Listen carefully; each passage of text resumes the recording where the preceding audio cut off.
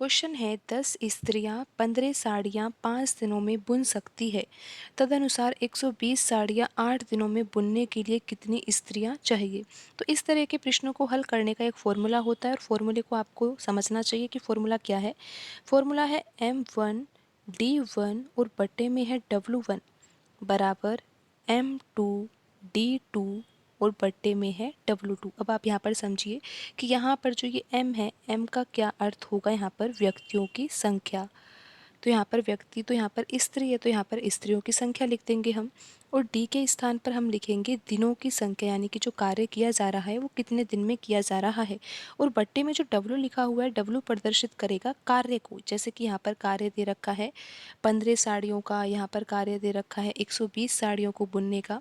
और यहाँ पर 1 और 2 इसलिए लिखा गया है क्योंकि यहाँ पर दो कंडीशन दी हुई है प्रश्न में। पहली कंडीशन है कि 10 स्त्रियाँ 15 साड़ियाँ 5 दिनों में बुन सकती है। तो यहाँ पर अब पहली कंडीशन में जो M1 है, M1 क्या होगा, व्यक्तियों की संख्या यानी कि 10। तो यहाँ पर हम 10 लिख देंगे, फिर मल्टीप्लाई, फिर D1 के स्थान पर हम क्या रखेंगे 5, क्योंकि दिनों की संख्या तो 5 है। और बट्टे में W1 यानी कि 15 साड़ियों को बुनने का काम है ना, तो बट्टे में हम यहाँ पर 15 लिखेंगे। और दूसरी कंडीशन ये है कि 120 साड़ियाँ 8 दिनों में बुनने के लिए कितनी स्त्रियों की आवश्यकता होगी। तो यहाँ पर स्त्रियों की संख्या तो दी नहीं हुई, वो तो हमें ज्ञात ही करनी है, तो यहाँ पर तो हम M2 ही लिख देंगे।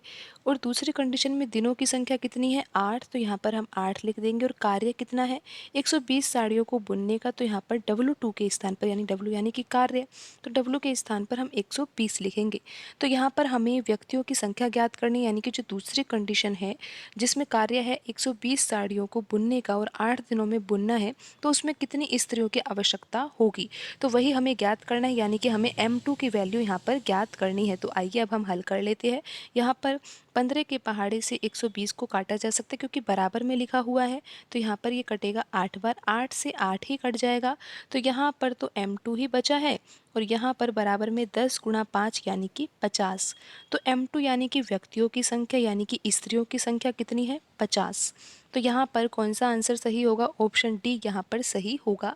यानी कि प्रश्न में यही पूछा गया था कि 120 साड़ियाँ 8 दिनों में बुननी है तो कितनी स्त्रियाँ की आवश्यकता होगी। तो यहाँ पर आंसर कितना आया है 50 स्त्रियों की आवश्यकता होगी। तो ऑप्शन डी यहाँ पर सही होगा।